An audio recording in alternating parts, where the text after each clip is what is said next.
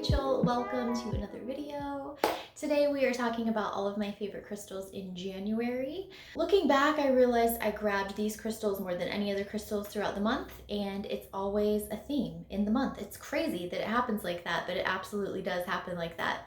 There's always a little bit of overlap, but some of them it's just seriously like month to month I want nothing to do with a crystal, and the next month I can't get enough of it. It's so interesting. So the first one I'm going to talk about is Tiffany Stone. And Tiffany Stone is something that I have loved since the moment I touched it. And it is so beautiful. This is my Tiffany Stone pendant. And Tiffany Stone is also called Purple Opal, Purple Passion. It's actually, a large part of it is actually made up of opalized fluorite, which is interesting because fluorite is on my list this month. And this is just a pendant that I love so much, and I'm always touching it, and I love that the back is cut out of the pendant so I can feel the stone on both sides. It's very, very satisfying. And Tiffany Stone is,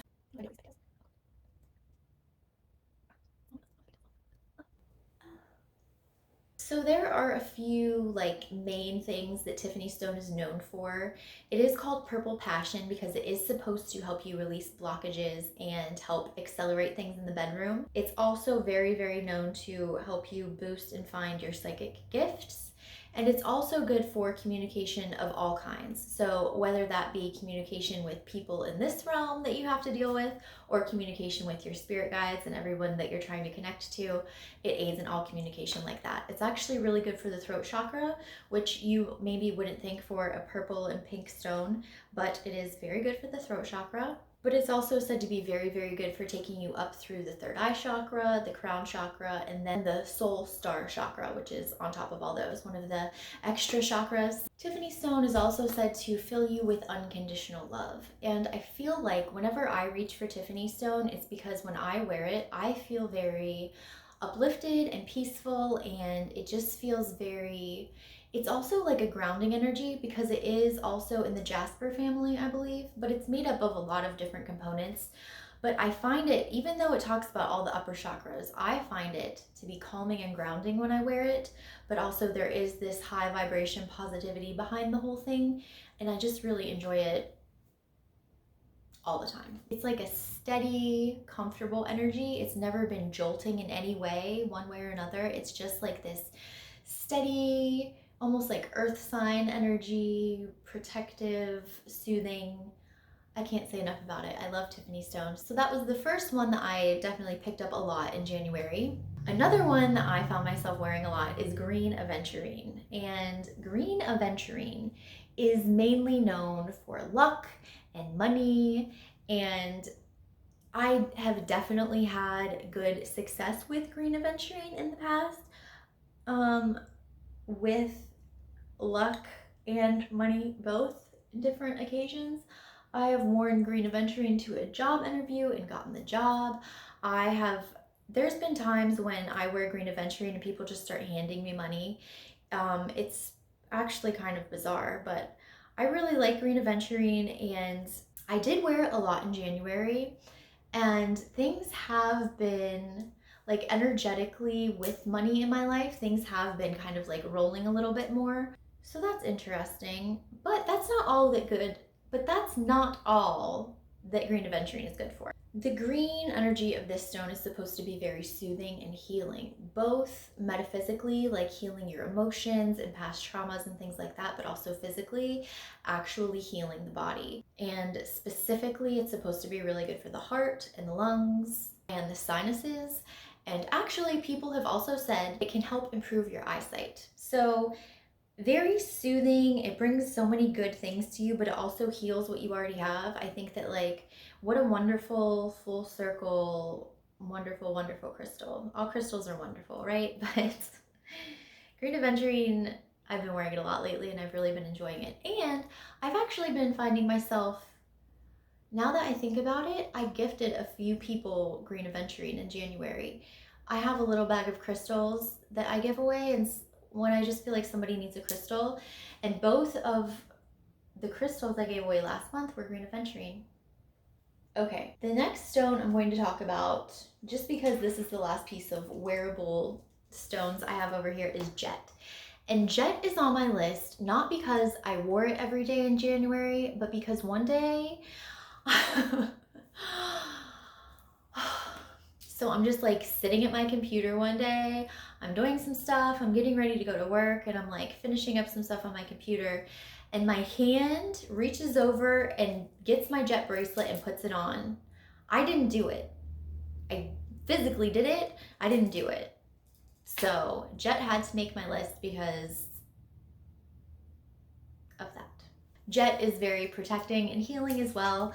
I feel like sometimes I sound like a broken record because so many of these crystals are protective and healing, but that's kind of the magic of healing crystals. It's the same thing with like vitamins. People are like, what do you mean that like vitamin C can cure anything? And it's like, well, a lack of vitamin C causes everything, so vitamin C would cure everything. Moving right along, the next stone I'm going to talk about is my meteorite, and I love this thing so much. This is my Northwest Africa meteorite, and I can't stop carrying him around, like every day in my pocket, every day. I can't not have it in my pocket. Even on like light crystal days when I only have one or two, this is in my pocket. Like I can't live without him anymore. And I actually got on the website the other day to look to see if I could get like a bigger piece or a different shape piece to actually make into a piece of jewelry so I could wear it easier every day, because I want to have this on me all the time. And I kind of can't believe how expensive they are. Like this little chunk wasn't expensive, but all the other ones are very expensive. So I'm on the search for that. Do you feel him?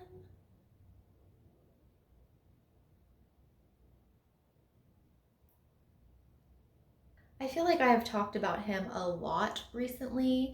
I actually just put up a video not long ago talking about all of my meteorites that I got recently, so I will link that video for you if you want to hear more about him. But spoiler alert, he's going to be in February's video too, because I can't stop carrying him. I love him so much. He's on the list forever.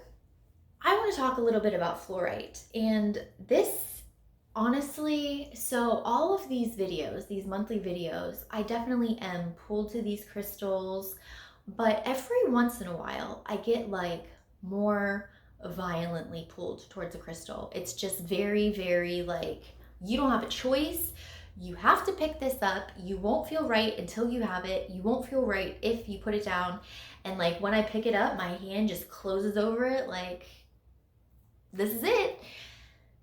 So fluorite, I have been carrying constantly since, I don't know, maybe the first week of January. And like I have smaller pieces like this one, and I have another flatter one that I will put in my pocket and take to work and things. But then I have this one that I've been carrying around at home. I've been sleeping with it. I'm very aware. Here's the thing. I like fluorite. I've never been like, oh my God, fluorite's my favorite. I've never wanted to get like a necklace or a bracelet or anything like that of fluorite. I've always thought it was nice, and I've always liked having a few pieces, but it wasn't something that I've like worked with and done like a deep dive into the energy or anything like that. But like off the top of my head, I know that fluorite is great for focus. It's great for memory. It's great when you're trying to like study and remember things, all kinds of like mental things. But also one little tidbit that's like in my head, and every time I pick it up and put it in my pocket, this is the tidbit that like pops in my head, so I know this is why I'm doing it. Protectively, fluorite is supposed to create a shield around you so that no one can pick up your like psychic vibration, if that makes any sense. So like if you feel like people are thinking about you too much, how do I explain this? even people who they think they're only trying to help you. Let's say someone's really worried about you in life, and so they're worrying about you all the time. They're like praying for you, things like that. They're putting all of this like anxiety energy directed towards you out into the universe. And it's very, very, very, very tricky for me to try to explain this because I feel like it's going to be taken the wrong way. Because I want to say something about praying. And it's not that I don't believe in praying. I pray. I just feel like some people do it in a certain way where they're trying to put their will onto others or onto a situation. And prayers are spells. They are. And so it's like when people are worried and they're trying to they think they're trying to send you good things, but they're not thinking about the good things, they're thinking about the bad things. Like if you're worried about someone and they're sick and you want them to be healthy, don't think about them being sick and get into that thing and say, oh, I'm so sorry they're sick, and you're in that energy. Be in a different energy where you're like picturing them as well and like, I wish them to be well and I want to see them like this, and this is what I'm hoping for them, and this is what I'm wishing for them, and this is what I'm visualizing for them. Like, I feel like there's a right way and a wrong way to do it. So, having said all of that, I'm not trying to say that you always have to think that people are out there trying to send you ill will or that people are coming to get you or anything like that. But if you have an inkling to like grab a crystal like this that shields you, maybe there is something going on in someone else's mind. It could be someone that you just haven't gotten back to, and so they're worried about you, and so they start spinning something out into the universe. This is going to keep it away from you. And I feel like that's what I have been carrying it for. As humans, it's very, very easy to get caught up in our emotions and our ego and our controlling and just feeling like we have to try to control things. And it's so cute because you can plan a pretty picnic, but you can't predict the weather. Like, that's so obvious in life. Every time I try to like plan something out, not every time, but sometimes when you like try to plan something out so specifically and magically, and then one little thing happens and it's like, never mind, you don't actually have control over anything. And sometimes I think we just need those moments to realize that so that we can let go of the pressure. Like, so fluorite definitely made my list in January. Another one that I was carrying around a lot is garnet. And garnet is so, so beautiful. And garnet is so, so beautiful if you can get it under the right light. So, light. Can you see the beauty?